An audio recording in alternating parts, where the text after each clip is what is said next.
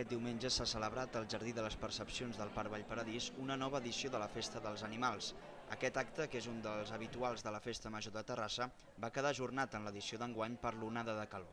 L'activitat ha estat organitzada pel Centre d'Atenció d'Animals Domèstics i la Comissió de Benestar Animal. Creo que esta fiesta sirve para concienciar y sirve para visibilizar a aquellos que no tienen voz, porque los animales del CAT muchas veces se pegan gran parte del día en una jaula, tienen suerte de los voluntarios que los pasean, però necessiten que los adopten. L'objectiu d'aquesta jornada ha estat donar a conèixer la nova regidoria i promoure les adopcions, un servei que presta el mateix Centre d'Atenció d'Animals Domèstics. I em sembla molt positiu que ho facin perquè hi ha molta gent que no és conscient de la quantitat d'animals que hi ha abandonats i que ens necessiten. Així la gent coneix tot el tema dels gossos, el que aporten, el tema de tenir un gos el que és, no?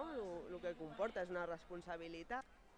Que no deixa de ser un ésser viu i se li ha de tractar com això, que és el que és, un ésser viu, que li has de donar carinyo, l'has de cuidar i també es mereix tenir les seves activitats.